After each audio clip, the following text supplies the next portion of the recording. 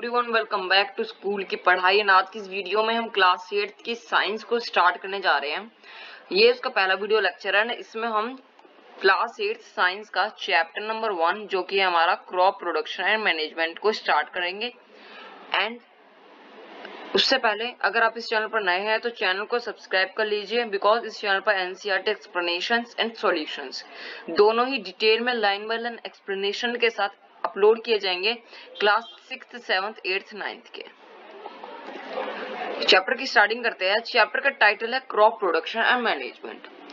जैसे कि चैप्टर के नाम से ही पता लगता है कि इस चैप्टर में हमें क्रॉप के प्रोडक्शन की, क्रॉप कैसे प्रोड्यूस होता है, उनमें कौन कौन से स्टेप्स है जो कि होते हैं, एंड मैनेजमेंट की जब क्रॉप प्रोड्यूस हो जाता है उनसे जब हमें वेजिटेबल्स मिल जाती हैं तो उसे स्टोर कैसे किया जाता है, उन्हें मैनेज कैसे किया जाता है, इस बारे में पूरा का पूरा चैप्टर है।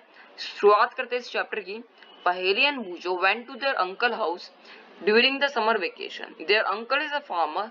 One day they saw some tools like खुरपी, sickle, shovel, plough etcetera in the field. अब क्या है, पहेली और बूजो है, वो अपने अंकल के हाउस जाती है, अपने अंकल के घर जाती है समर वेकेशन की छुट्टियों में, समर वेकेशन में।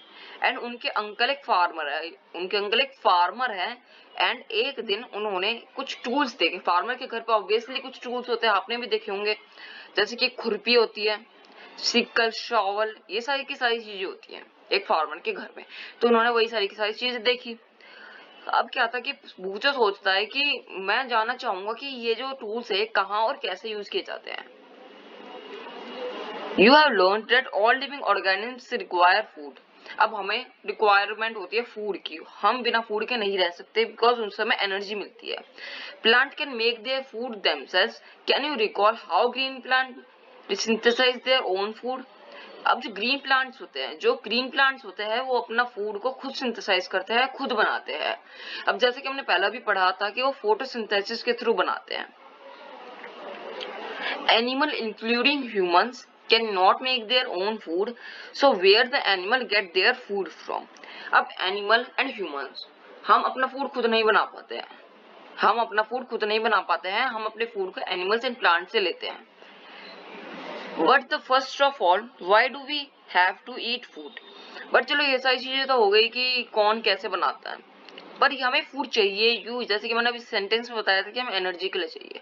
You already know that energy from the food is utilised by the organisms for carrying out their various body functions such as digestion, respiration, excretion. We get our food from plant और animal और both. हमने पहले भी पढ़ा है कि जो food होता है उसकी एनर्जी को यूटिलाइज कर लिया जाता है ऑर्गेनिज्म के द्वारा। हम खाते हैं, हम उसकी एनर्जी को यूटिलाइज कर लेते हैं, एंड देन जो वो एनर्जी होती है वो हमारे डाइजेशन, रेस्पिरेशन और एक्सक्रीशन, ऐसे कई सारे जो बॉडी में हमारे फंक्शंस होते हैं उनमें यूज की जाती है।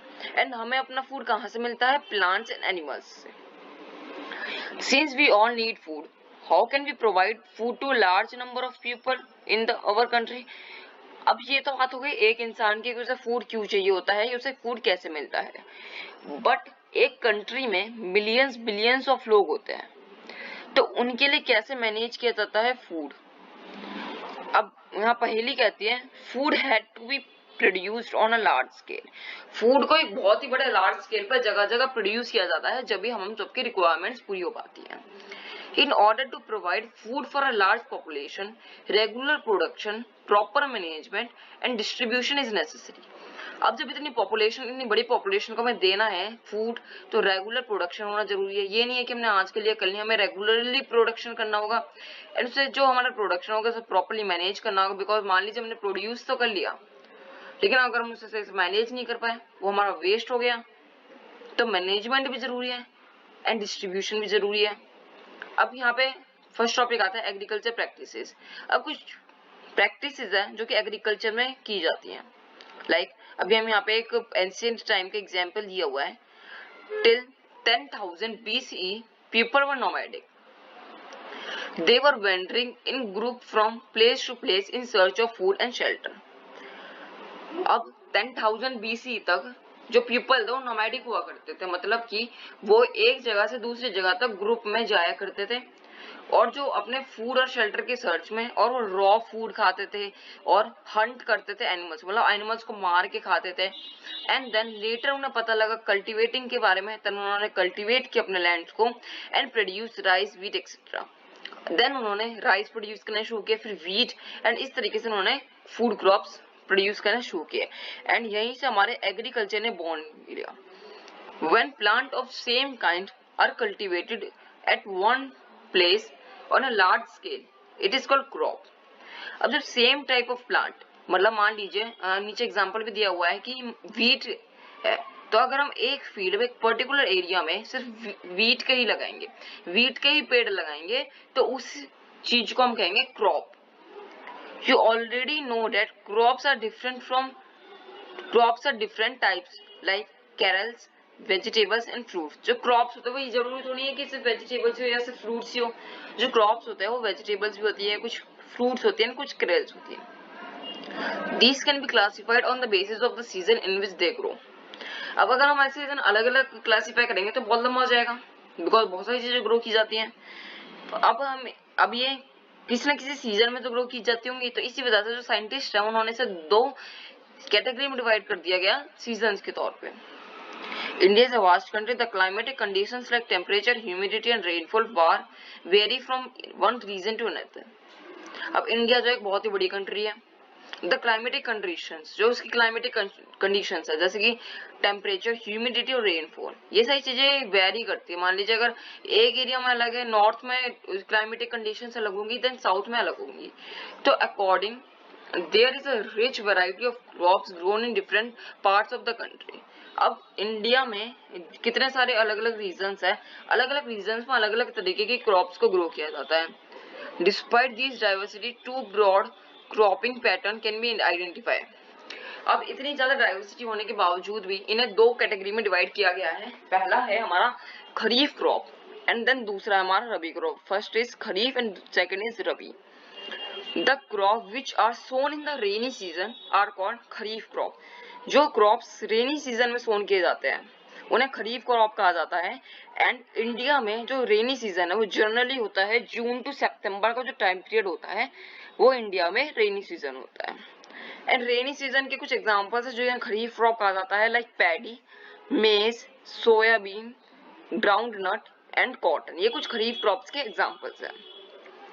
रबी, the crops grown in winter season are called rabi crop. जो कि विंटर सीजन में ग्रो किए जाते हैं उन्हें रबी क्रॉप कहते हैं। एंड जो सीजन होता है, जो टाइम पीरियड होता है इंडिया में विंटर का, वो होता है अक्टूबर से मार्च तक का। इंडिया की बात हो रही है यहाँ पे, बिकॉज अलग अलग देशों में अलग अलग टाइम पीरियड हो सकता है। एग्जाम्पल्स ऑफ रबी, मतलब रबी क्रॉप्स के कुछ एग्जाम्पल्स जैसे व्हीट, ग्राम, पी, मस्टर्ड एक्सेट्रा, ये कुछ एग्जाम्पल्स हैं।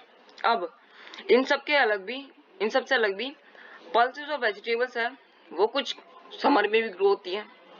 कई सारे प्लेसेस पे वहाँ की क्लाइमेटिक कंडीशंस को देखते हुए। Basic practices of crop production. अब यहाँ पे कुछ प्रैक्टिसेस के बारे में बताया गया है जो कि परफॉर्म करनी होती है क्रॉप के प्रोडक्शन के लिए। Why paddy can not be grown in the winter season. अब ये भूचो सोचता है कि पहेली से पूछता है और सोचता है कि पैडी होती है जो कि हमारे रेनी सीजन में ग्रो होती है, उसे हम विंटर सीजन में ग्रो क्यों नहीं कर सकते, ऐसी क्या वजह है। वहीं आंसर देती है पहेली इस बात का कि जो पैडी होती है उसे रिक्वायर होता है, paddy require lot of water. पानी को एक बड़ी मात्रा में क्या चाहिए होता है, पानी। सो पैडी को बड़ी मात्रा में पानी चाहिए होता है। देयरफॉर उसे रेनी सीजन में होता है, बिकॉज रेनी सीजन में क्या होती है, बारिश होती है, तो उन्हें वहां से पानी मिलता है, इसलिए पैडी को रेनी सीजन में सोन किया जाता है। Cultivation of crop involves several activities undertaken by farmers over a period of time. You may find that these activities are similar to those carried out by a gardener or even by you when you grow ornamental plants in your house. Cultivation, अब crop की cultivation में कई सारी activities involve होती है। ये नहीं होता कि सिर्फ एक ही काम करना है, हमारा 1 साल बाद क्रॉप आ जाएगा। उसमें कई सारी एक्टिविटीज है जो कि हमें आगे उसकी लिस्ट भी दी हुई है। एंड हो सकता है वो एक्टिविटी आप या जो आपका गार्डनर है वो परफॉर्म भी करते हो और आपने ऑब्जर्व ना किया हो, ऑब्जर्व किया हो। एंड इन एक्टिविटीज, जितनी भी एक्टिविटीज इन्वॉल्व होती है क्रॉप के प्रोडक्शन में, उन्हें कहा जाता है एग्रीकल्चरल प्रैक्टिसेस। एंड ये 7 एग्रीकल्चरल प्रैक्टिसेस यहाँ पे लिस्टेड है। First is preparation of soil, second is sowing, बीज को बोना, adding manure and fertilisers, irrigation पानी लगाना, प्रोटेक्टिंग फ्रॉम वीड्स मीन्स के जो एक्स्ट्रा प्लांट्स उग आया उन्हें हटाना, उनसे प्रोटेक्ट करना अपने ओरिजिनल प्लांट्स को, हार्वेस्टिंग जब हमारे क्रॉप्स ग्रो हो चुके हैं तो उन्हें हार्वेस्ट करना होता है, एंड देन स्टोरेज, उन्हें स्टोर करना होता है, जिसे हम कह सकते हैं मैनेजमेंट, उन्हें मैनेज किया जाएगा, उन्हें स्टोर किया जाएगा। सबसे पहला है यहाँ पे preparation of soil. The preparation of soil is the first step before growing A crop. Preparation of soil जो होता है पहला स्टेप होता है, सबसे पहले हमें सॉइल को प्रिपेयर करना होता है, देन ये बाकी की सारी एक्टिविटीज हम परफॉर्म करते हैं। One of the most important tasks in agriculture is to turn the soil and loosen it. सबसे important काम ये होता है कि जो इस सॉइल में हम अपना प्लांट उगाने वाले हैं उस सॉइल को हम टर्न करें, मतलब उसे हम रिलाए। This allow root to penetrate deep into the soil. अब जब हम ये काम करते हैं, सॉइल को लूजन करते हैं, उन्हें टर्न करते हैं, तो इससे क्या होता है कि जो रूट्स है वो नीचे तक जा पाती है, जितना गहरा हो सकता है वो जा पाती है, एंड वहां के भी न्यूट्रिएंट्स को यूज कर सकती है। The loosened soil allow the roots to breathe easily even when they go deep into the soil. अब अगर हम उसे टर्न कर देंगे तो जो सॉइल होती है वो जब वो बहुत ज्यादा अंदर चले जाएंगे तब भी वो सांस ले पाएंगे, ब्रीथ कर पाएंगे। Why does the loosening soil allow the roots to breathe easily? अब ऐसा क्यों है कि अगर हम लूज नहीं करेंगे तो वो ब्रीथ नहीं कर पाएंगे सही से, और अगर हमने लूज कर दी तो सही से ब्रीथ कर पा रहे। The लूजन soil help in the growth of earthworms and microbes present in the soil. अब जो लूजन सॉइल होती है, जो हमारी लूजन सॉइल होती है वो हेल्प करती है अर्थवॉर्म एंड अदर माइक्रोब्स के प्रोडक्शन में, जिन्हें की फार्मर के फ्रेंड भी कहा जाता है। जैसे अर्थवॉर्म को कहा जाता है friend of farmer. These organisms are friend of farmer since they further turn and loosen the soil and add humus to it. अभी जो अर्थवॉर्म होता है, अर्थवॉर्म एंड अदर माइक्रोब्स, ये जो होते हैं ये सॉइल को टर्न भी करते हैं एंड उसे ह्यूमस भी प्रोवाइड करते हैं। You learned in the previous classes that the soil contains minerals, water, air and some living organisms. अब हमने पहले भी पढ़ा है, बचपन से पढ़ते आ रहे हैं कि जो सॉइल होती है वो सिर्फ एक सॉइल नहीं होती, उसके अंदर minerals, water, air and some dead living organisms and कुछ लिविंग ऑर्गेनिम्स प्रेजेंट होते हैं। In addition dead plants and animals get decomposed by soil organisms.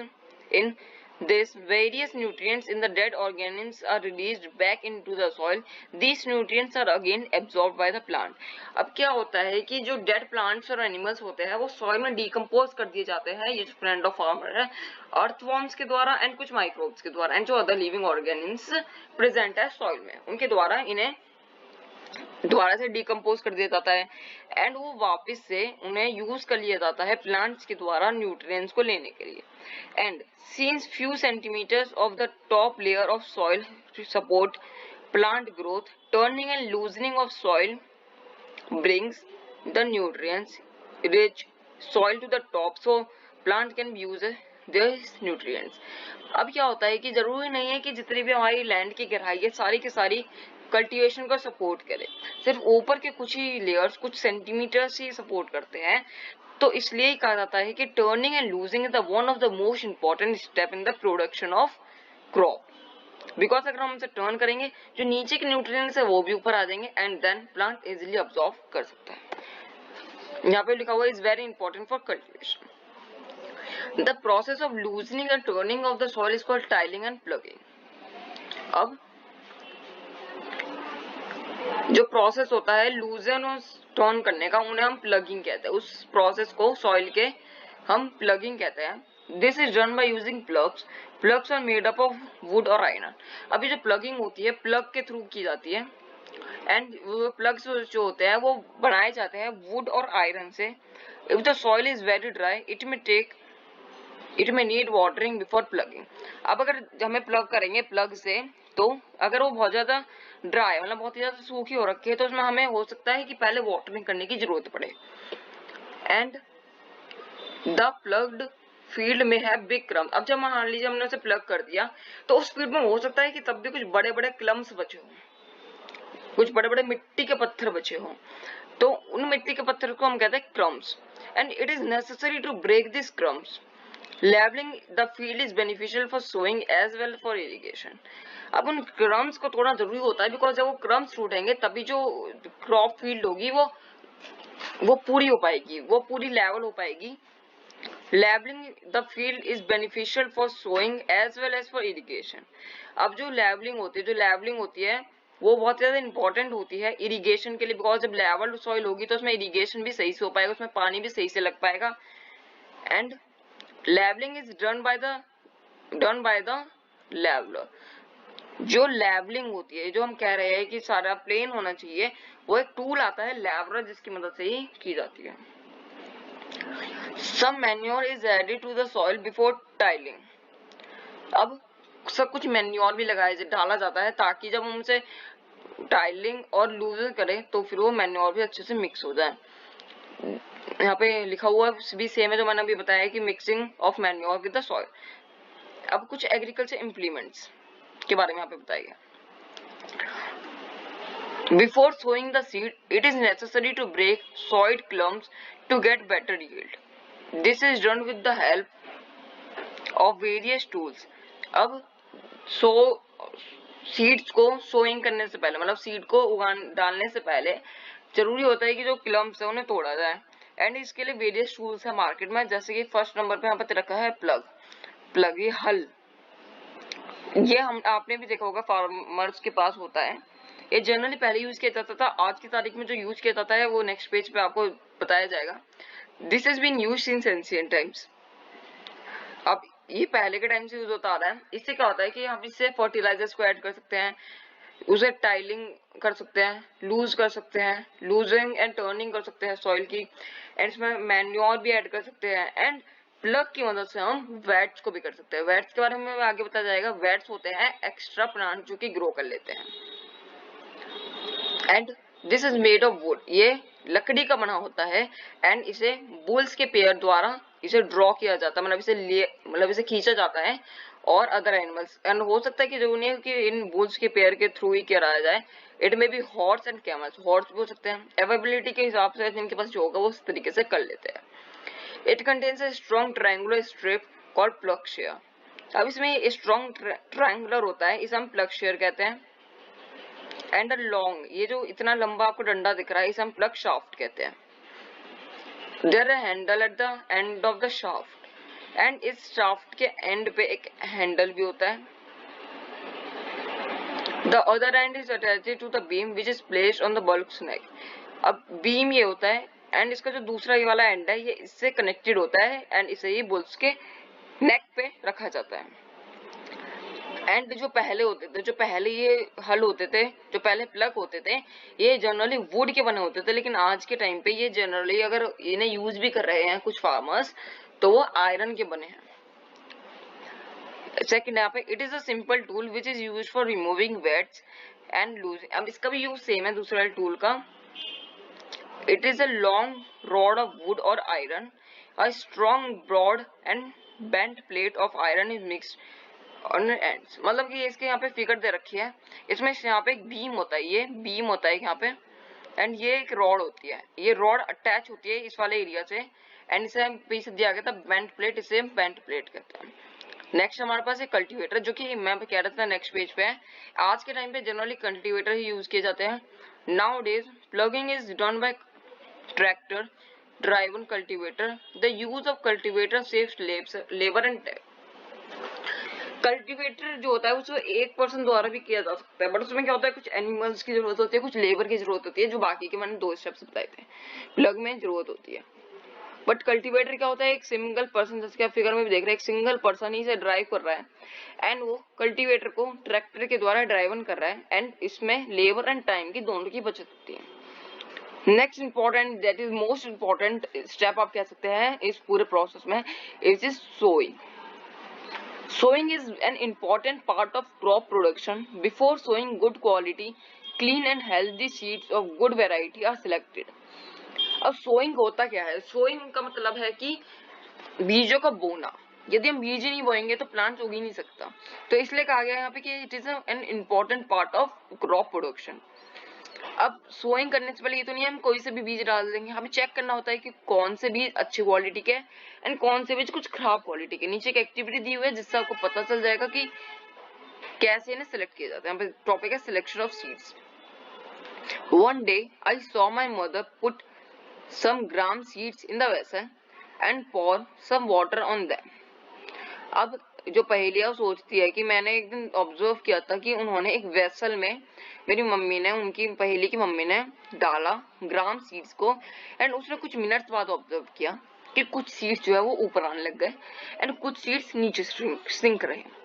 तब वो कंफ्यूज थी कि जो सीड्स ऊपर है क्या वो अच्छी सीड्स है या जो सीड्स नीचे है वो अच्छी सीड्स है।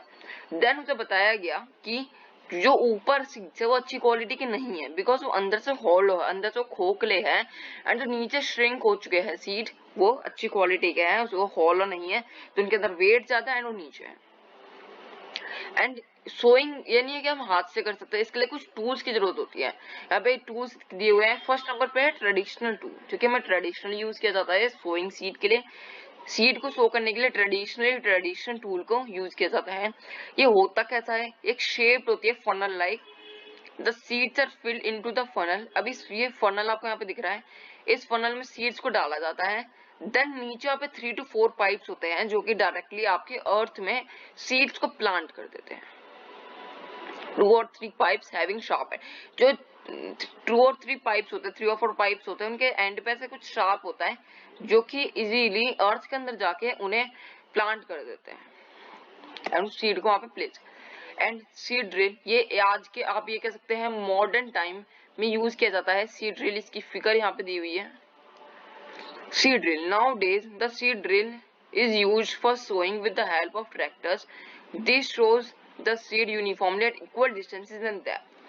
आज की तारीख में जैसे मैंने कहा कि मॉडर्न टाइम में सीड ड्रिल का मोस्टली यूज होता है। जो छोटे फार्मर्स है वही ट्रेडिशनल टूल का करते हैं, बट ओवरऑल ज्यादातर बेसिस पे सीड ड्रिल का यूज होता है। ये ट्रैक्टर के थ्रू ही इसका यूज किया जाता है एंड ये एक यूनिफॉर्म वे में प्लांट करता है। इसमें जो इररिंग के चांसेस होते हैं बहुत कम होते हैं and equal distances and equal depth पे ही प्लांट करता है।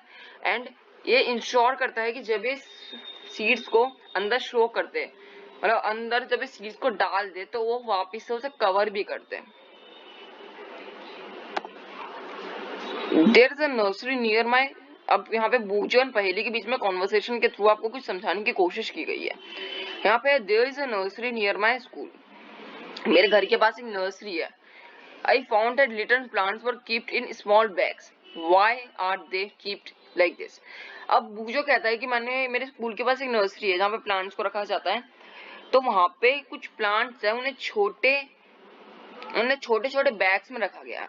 तो इसका पहली आंसर देते हैं, seeds of few plants such as paddy are first sown in the nursery.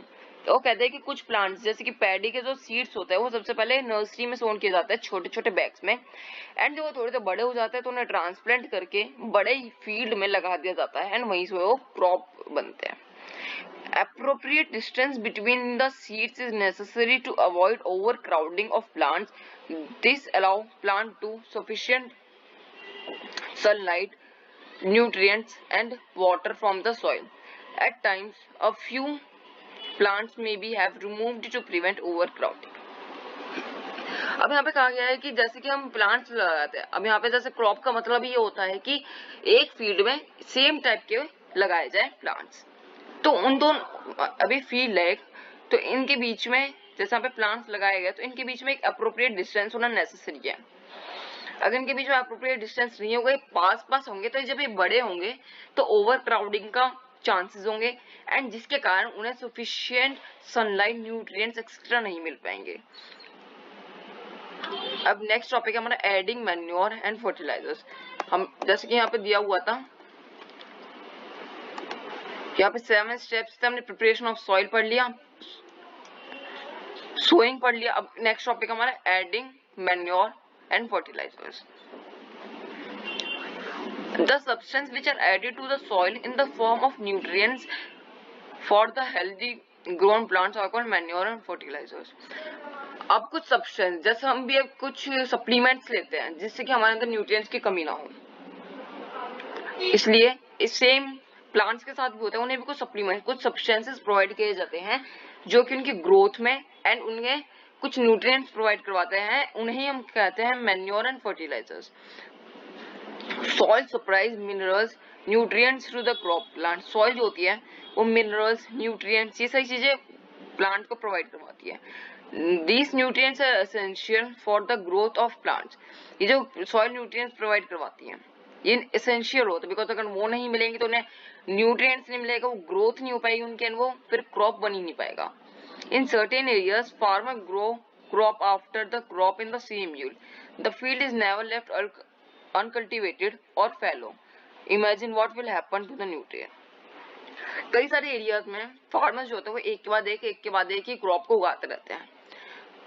अब जो सॉइल है उसके अंदर कुछ जो न्यूट्रिएंट्स एंड मिनरल्स है वो लिमिटेड है, यानी कि अनलिमिटेड है कि वो खत्म ही नहीं होंगे कभी। तो जब इस तरीके से उन्हें जब रिप्लेनिश करने का टाइम नहीं मिलता है तो इसलिए मैन्योर एंड फर्टिलाइजर्स को ऐड किया जाता है।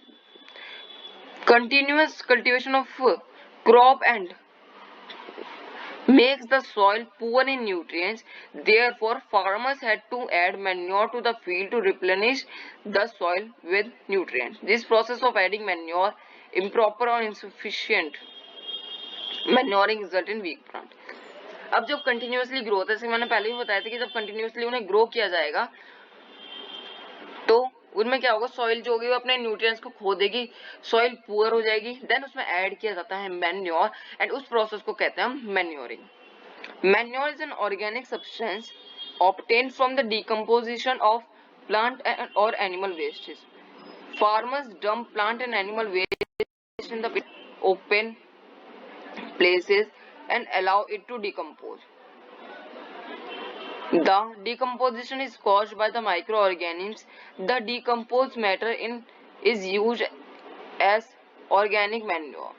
You already learned about the vermi composting. अब क्या होता है, फार्मर्स जो होते हैं वो डंप कर देते हैं अपने फील्ड के अंदर एंड उससे उन्हें रिप्लेनिश मिलता रहता है। यहाँ पे एक एक्टिविटी दी हुई है कि 3 क्रॉप्स है, एक में उसने मैन्योर ऐड किया है, एक में नहीं किया है, एंड एक में मैन्योर एंड फर्टिलाइजर ऐड किया है, एक में थोड़ी कम मात्रा में किया है एंड एक में किया ही नहीं है। तो यहाँ पे उनकी ग्रोथ के ऊपर इफेक्ट पड़ा है, ये यहाँ पे शो करने की कोशिश की गई है। Fertilizers are the chemicals which are rich in a particular nutrients. How are they different from manure? Fertilizers are produced in factories. Some examples of fertilizers are urea. Urea, ये कुछ एग्जांपल्स दे रखे हैं। फर्टिलाइजर्स और manure में basically ये difference होता है कि जो फर्टिलाइजर्स होते हैं वो मैन्योर की तरह ऑर्गेनिक वे से पैदा नहीं किए जाते, उन्हें फैक्ट्रीज और कई सारे लैब्स, लेबोरेटरीज में किया जाता है प्रोड्यूस। बट वेदर जो हमारे मैन्योर होता है उसे हम अपने फील्ड में भी प्रोड्यूस कर सकते हैं। कुछ एग्जांपल दिए गए जैसे कि NPK, nitrogen, phosphorus and potassium and urea एक एग्जांपल होता है। The use of fertiliser had helped farmer to get better yield of crops such as wheat, paddy and maize. अब फर्टिलाइजर्स का जो यूज होता है वो हेल्प करता है, मतलब जब उन्हें अच्छे न्यूट्रिएंट्स मिलेंगे तो उन्हें अच्छी ग्रोथ मिलेगी, तो बेटर यील्ड होती है अगर हम फर्टिलाइजर्स को यूज करते हैं।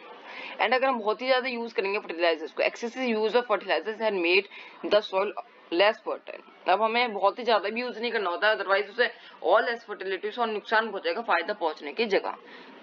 एंड जो फर्टिलाइजर्स है वो ऑब्वियसली फैक्ट्री में प्रोड्यूस होते हैं तो वो वाटर पॉल्यूशन एंड बहुत सारे पॉल्यूशन भी क्रिएट करते हैं।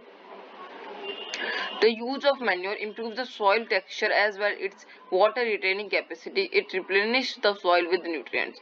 अब क्या होता है, मैन्योर पे की एडवांटेज है, एक तो कोई वो किसी भी तरीके का पॉल्यूशन नहीं क्रिएट करता है, सेकेंडली वो वाटर की रिटेनिंग मतलब वो होल्ड करने की कैपेसिटी, वाटर रिटेनिंग कैपेसिटी को भी बढ़ाता है and it replenish the soil with nutrients and वो न्यूट्रिएंट्स भी प्रोवाइड करता है। Another method of replenishing the soil with the nutrients is crop rotation. अब जरूरी नहीं कि आपको मैन्योर और फर्टिलाइजर्स ही ऐड करना है जब भी आपके जो सॉइल के न्यूट्रिएंट्स वो रिप्लेनिश होंगे, ऐसा नहीं है। एक दूसरा मेथड भी है जिससे नाम दिया गया है क्रॉप रोटेशन। इस क्रॉप रोटेशन में होता क्या है, इसमें होता यह है, this can be done by growing different crop alternatively. अब इसमें क्या होता है कि जो क्रॉप्स होते हैं उन्हें अल्टरनेटली ग्रो किया जाता है। कि एक बार एक पर्टिकुलर न्यूट्रिएंट्स वाले क्रॉप के एंड देन दूसरी बार दूसरे न्यूट्रिएंट्स वाले। और ये farmers in the northern India use grow leguminous as fodder in one season. वो क्या होते थे कि पहले एक सीजन में वो लेजुमिनियस प्लांट को बनाते थे एंड वीट को फिर नेक्स्ट सीजन में बनाते थे। This help in the replace, ये हेल्प करता था उन्हें रिप्लेस होने में with the nutrient and nitrogen से उन्हें रिप्लेनिश होने में मदद करता है crop rotation. Farmers are been encourage to adopt this practice एंड ये जो वाली जो प्रैक्टिस है क्रॉप रोटेशन की, इसे इनकरेज किया जाता है बिकॉज इसमें एक्स्ट्रा हमें कोई इन्वेस्टमेंट भी नहीं करना होता है एंड हमारे इन्वायरमेंट के लिए भी कोई नुकसानदेह नहीं होता है। इन द प्रीवियस क्लासेस जो अब हमने पहले की क्लास में भी पढ़ा है कि राइजोबियम बैक्टीरिया जो कि प्रेजेंट होता है नोड्यूल्स ऑफ लेजुमिनियस प्लांट, लेजुमिनियस प्लांट्स के नोड्यूल्स में प्रेजेंट होता है राइजोबियम बैक्टीरिया। अब हमने ये तो पढ़ लिया कि फर्टिलाइजर्स और मैन्योर जो है वो सॉइल के लिए फायदेमंद होता है, उसके कुछ नुकसान पढ़ लिए। बट इन दोनों में डिफरेंस क्या है? जब इनका काम ही सेम है तो फर्क क्या है? जो फर्टिलाइजर्स है वो मैन मेड इनऑर्गेनिक साल्ट है, वो मैन मेड है एंड वो इनऑर्गेनिक साल्ट है। Manure is a natural substance obtained by the decomposition of cattle dung and plant। अब क्या है कि मैन्योर फर्टिलाइजर तो फैक्ट्रीज में बन जाता है, बट जो मैन्योर है वो एक नेचुरल सब्सटेंस है जो कि फैक्ट्री में नहीं बनाया जा सकता, वो डिकम्पोजिशन से बनता है, ऑर्गेनिक मैटर है। Fertilisers is prepared in factories, manure can be prepared in the field. Fertilisers को फैक्ट्रीज में, जैसे मैंने पहले भी बताया, फैक्ट्रीज में, लेबोरेटरीज में किया जाता है प्रोड्यूस, प्रिपेयर, एंड मैन्योर को हम फील्ड में ही करते हैं, उसे हम फैक्ट्रीज में नहीं कर सकते। Fertilisers do not provide any humus to the soil. Fertilisers जो होता है वो न्यूट्रिएंट्स प्रोवाइड करते हैं बट ह्यूमस प्रोवाइड नहीं करते। बट मैन्योर जो होता है वो ह्यूमस प्रोवाइड करता है लेकिन वो न्यूट्रिएंट्स प्रोवाइड नहीं करता। जो फर्टिलाइजर्स होता है वो नाइट्रोजन, फॉस्फोरस एंड पोटेशियम जैसे कुछ न्यूट्रिएंट्स प्रोवाइड करते हैं। तो ये कुछ the differences between the fertilizers and the manure. Next topic के ऊपर बढ़ता है advantages of manure, because manure के जो एडवांटेजेस है वो फर्टिलाइजर से ज्यादा है। Manure is advantages of manure, the organic manure is considered better than fertilizers. जिसके मैंने पहले भी बताया कि ऑर्गेनिक मैन्योर एक बेटर ऑप्शन है देन फर्टिलाइजर। इसके कुछ जो फायदे हैं वो यहाँ पे लिस्ट किए गए हैं। It enhance the water holding capacity, ये वाटर होल्डिंग कैपेसिटी को बढ़ाते हैं। It makes the soil porous due to which exchange of gases become easy, and ये सॉइल को और बेहतर बनाते हैं। It increase the number of friendly microbes, manure होते हैं तो फ्रेंडली, जो फार्मर के फ्रेंडली माइक्रोब्स होते हैं उनमें भी इंक्रीज होता है। It improve the texture of soil, and अगर हम मैन्योर को यूज करेंगे तो वो धीरे धीरे हमारे सॉइल को टेक्सचर को भी इम्प्रूव करेगा। आज की इस वीडियो में इतना ही। नेक्स्ट बचे हुए चैप्टर को हम नेक्स्ट पार्ट में कवर करेंगे जो कि जल्दी चैनल पर अपलोड कर दिया जाएगा। एंड अगर कोई भी क्वेरी हो आप नीचे कमेंट करके पूछ सकते हैं, कोई और चैप्टर हो जिसमें आपको डाउट हो उसके लिए भी आपके लिए कमेंट बॉक्स है, आप उसमें जाके पूछ सकते हैं। एंड वीडियो अच्छी लगे तो वीडियो को लाइक करके चैनल को सब्सक्राइब करना। And see you guys in the next video. Thank you for watching this video.